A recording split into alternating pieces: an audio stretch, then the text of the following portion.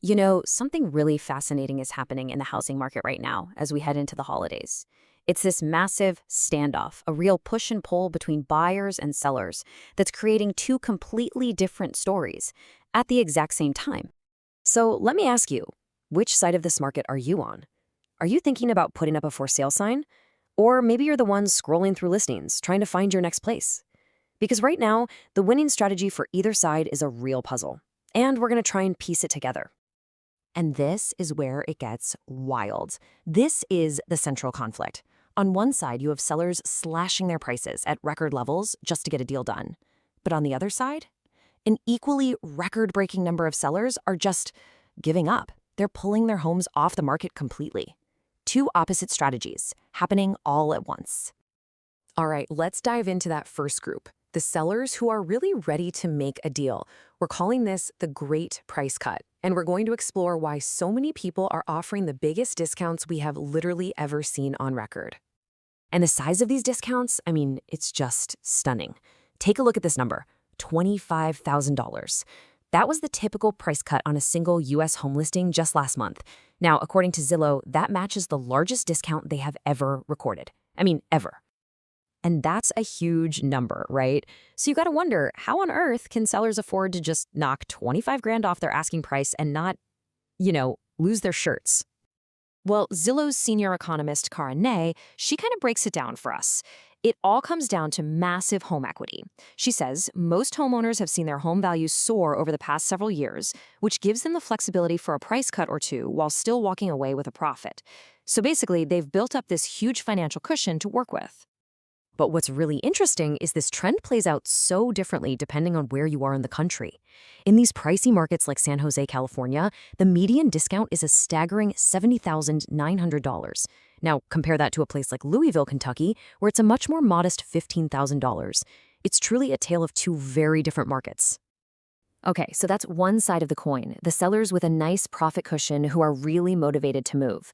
But what about those who just aren't willing to budge on that price? Well, they're the other side of this market standoff. We're talking about the sellers who are simply disappearing. See, for a ton of homeowners, even a deep price cut is just not on the table. They're doing a whole different kind of math. And their answer? Just vanish. And we're not talking about a few people getting cold feet here. Redfin is reporting that delistings, that means officially taking your home off the market, have hit record levels. And they've been on the rise for a year and a half. So who exactly are these sellers who are just packing it in? This chart tells such a fascinating story. Get this, 47%, that's nearly half of all the delistings, come from people who bought their home in just the last 5 years. And that right there, that's our biggest clue as to what's really going on. Okay, so this is where we get into the psychology of it all, because this really comes down to a fundamental clash of expectations between different kinds of sellers. Yeah, Assad Khan, a senior economist at Redfin, he really nails it. He says that homeowners who bought during that super hot pandemic market, well, they still have those sky-high prices stuck in their heads. They remember when sellers held all the cards, and they're just not willing to negotiate with today's more cautious buyers. And this really breaks down the two different mindsets we're seeing. Over on the left, you've got those recent buyers. Their expectations are totally anchored to that pandemic frenzy. They don't have to move. A lot of them are just testing the market, right? Seeing if they can cash in. And if they don't get their dream price, hey, they'll just stay put. But on the right, you have longtime owners. They are often way more motivated. Maybe they're retiring or downsizing or moving for a job, and that makes them so much more willing to actually negotiate and make a deal happen. And, just like with the price cuts, this delisting trend has its own hotspots. It's not happening everywhere. The places getting hit the hardest with these stale listings that just end up getting pulled are really concentrated in Florida and Texas. We're talking Miami, Austin, and Fort Lauderdale right at the top of that list. All right, so we've seen both sides of this standoff. The big question is, what does this all actually mean for you? Let's talk about your move in this rebalancing market. Okay. For buyers, the big takeaway here is that your patience is finally paying off. You have more negotiating power than you've had in years. Look for those listings that have been sitting on the market a little longer. Those are going to be your sellers who are more likely to be flexible. These discounts are bringing more homes into budget, which is why this is the most active fall market we've seen in 3 years.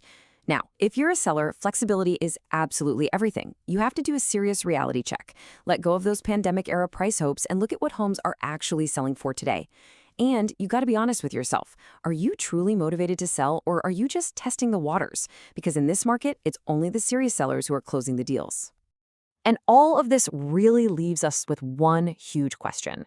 After years of a red-hot, totally one-sided frenzy, is this push and pull, this standoff between the motivated sellers and the stubborn ones, is this the new normal for real estate?